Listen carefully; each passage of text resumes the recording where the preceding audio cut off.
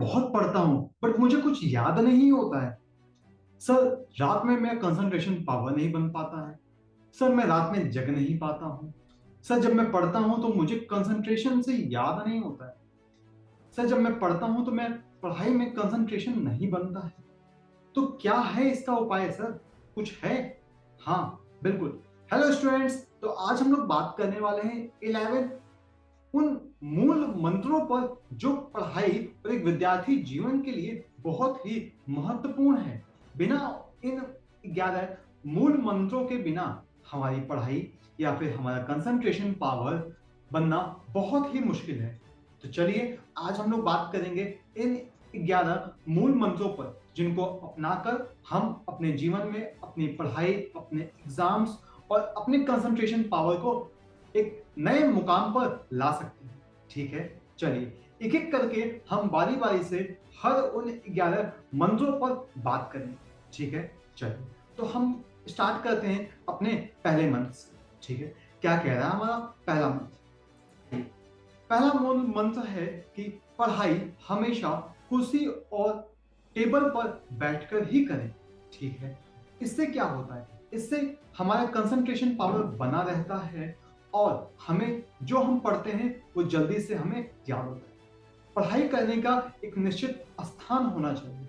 ऐसा नहीं है कि आप कहीं पर भी बैठ गए और आप पढ़ने लगे। आप उससे सिर्फ 15 से 20 मिनट या आधा घंटा ही आप पढ़ पाएंगे, आप कंसंट्रेशन बनेगा, फिर आप थक जाओगे पढ़ते पढ़ते।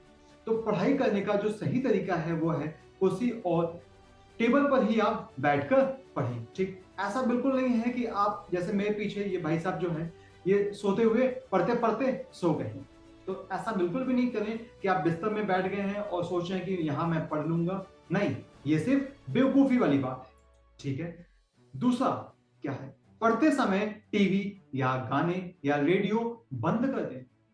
ठीक है, क्योंकि आपका माइंड जब हम एक जगह लगा रहे होते हैं पढ़ाई में तो दूसरा जो होता है, चाहे वो टेलीविजन हो, रेडियो हो या फिर गाने हो, वो आपको डिस्ट्रैक्ट करेगा और इससे क्या होता है कि आपका जो पढ़ा हुआ होगा आपको लंबे समय तक याद नहीं होगा। ठीक है, तो दूसरा मूल मंत्र है कि पढ़ते समय टीवी, गाने, रेडियो वो सब बंद कर दें जो आपको डिस्ट्रैक्ट कर रहे हैं। ठीक है, आगे तीसरा मूल मंत्र, पढ़ाई करते समय मोबाइल को स्विच ऑफ कर दें या फिर साइलेंट मोड पर डाल दें। ठीक है, ऐसा बिल्कुल नहीं कि आप दिन भर घूम लिए, रात के समय, शाम के समय आप पढ़ने बैठे हो और आपके फ्रेंड का कॉल आ गया, चलिए यार ठंड बहुत हो रही है, चाय पीकर आते हैं, और आपका वो पढ़ने का टाइम आपने चाय पीने में निकाल दिया। तो जब भी आप बैठें, डजेंट मैटर कि आप पूरे दिन बैठ के पढ़ रहे हो, अगर आप जितने भी देर पढ़ें, चाहे वो 1 घंटा, 2 घंटा, 3 घंटे हो, उस टाइम इंटरवल के लिए अपने मोबाइल को साइलेंट मोड पर या फिर स्विच ऑफ मोड में डाल दें। ठीक है, आइए पढ़ते हुए पाठ को लिखते भी रहें। ये बहुत इंपॉर्टेंट है हमारे लिए कि जो हम पढ़ रहे हैं उसको साथ ही साथ आप लिखते भी रहो। उससे क्या होगा सर? उससे ये होगा कि आपका एक तो नोट्स प्रिपेयर हो जाएंगे एग्जाम के लिए, और जो आप याद कर रहे हो, पढ़ रहे हो, वो आपके सबकॉन्शियस माइंड में भी बैठता जाएगा। ठीक है, तो ये भी बहुत एक अच्छा तरीका है। कोई भी पाठ को कम से कम 3 बार जरूर पढ़ें। अगर आपको उसको अपने माइंड में लंबे समय तक बैठाना है तो हर एक चैप्टर को कम से कम आप 3 बार तो जरूर पढ़ें, कम से कम 3 बार। ठीक है, वो चैप्टर आपके माइंड में लंबे समय तक रहेगा। ठीक है, रटने की प्रवृत्ति से बचें। ठीक है, ऐसा नहीं है कि बिल्कुल आप रटते जा रहे हो और सोच रहे हो कि हाँ मुझे आ गया। नहीं, चीजों को समझ समझ कर पढ़ें। ठीक है, क्योंकि रटने से क्या होगा कि आप उस टाइम के लिए तो वो पढ़ लोगे, आपको एक दिन तक याद रहेगा, बट वो इंफॉर्मेशन आप लंबे समय तक कैरी नहीं कर पाओगे। ठीक है, तो रटने से बचें। ठीक,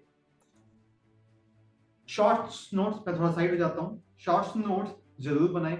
शॉर्ट्स नोट्स, इस पर मैं फिर से किसी नए वीडियो पे बात करूंगा कि शॉर्ट्स नोट्स को बनाने का सही तरीका क्या है। शॉर्ट नोट्स आपके एग्जाम में बहुत हेल्प करते हैं। जब आपके एग्जाम आते हैं तो आप पूरी की पूरी बुक से पढ़ना बहुत मुश्किल हो जाता है। तब आप किससे पढ़ोगे? आप अपने शॉर्ट नोट से ही पढ़ोगे, तो इन शॉर्ट नोट्स को जरूर बनाएं। ठीक है, चलिए इसी के साथ ग्रुप स्टडी करें, अपने मित्रों के साथ विचार विमर्श करें। आपने अगर कोई टॉपिक पढ़ा है तो आप अपने दोस्तों से भी उस टॉपिक पर विचार विमर्श कर सकते हो। उससे क्या होता है कि आपके कोई डाउट्स हो या फिर आपके दोस्त के कोई डाउट हो या आपकी क्लैरिफिकेशन उस टॉपिक पर या उस चैप्टर पे और बढ़ जाती है। ठीक है, तो पढ़े हुए पाठ्य को अपने मित्रों, अपने दोस्तों के साथ जरूर डिस्कस करें। ये महत्वपूर्ण टास्क माना है। ठीक है, पुराने प्रश्न में इंपॉर्टेंट टॉपिक्स निकालने।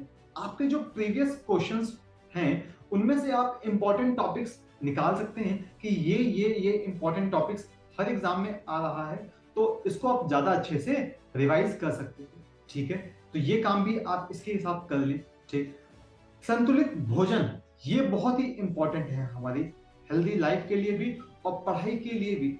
ऐसा बिल्कुल ना करें कि रात के समय आपने आधा किलो चावल, 4 रोटी, आधा लीटर दाल और पौवा भर सब्जी आपने मस्त ठूस लिया है। ठीक, और फिर आप पढ़ने बैठे हो। नहीं, ऐसे पढ़ाई नहीं होगी, आपको फिर नींद आने लगेगी कुछ ही समय में। तो सर क्या करें? ऐसा भी ना करिए कि आप बिल्कुल कम खाइए। कम अगर खाएंगे तो आपको कंसंट्रेशन नहीं बनेगा पढ़ाई की। तो एक संतुलित भोजन करें जितना कि आपको लगता है कि हाँ ये सही है, बैलेंस में करें। ठीक है, ये बहुत जरूरी है हमारे लिए। ठीक, साथ ही साथ 11 मूल्य मंत्र वो क्या है सर? माइंड मैप, ग्राफ और ड्राइंग की मदद से पढ़ें। ठीक है, जब चीजों को हम माइंड मैप में या फिर ग्राफ में या फिर हम ड्राइंग के साथ साथ कैप्चर कर रहे होते हैं तो उसका जो इमेज होता है हमारे सबकॉन्शियस माइंड में बनता रहता है, जिससे कि वो इंफॉर्मेशन, वो डाटा हमें एक लंबे समय तक याद रहती है। ठीक है, तो हमने बात किया इन 11 मूल मंत्रों पर जिसे हम अपने जीवन में अपना कर अपने पढ़ाई को और बेहतर कर सकते हैं। ठीक है।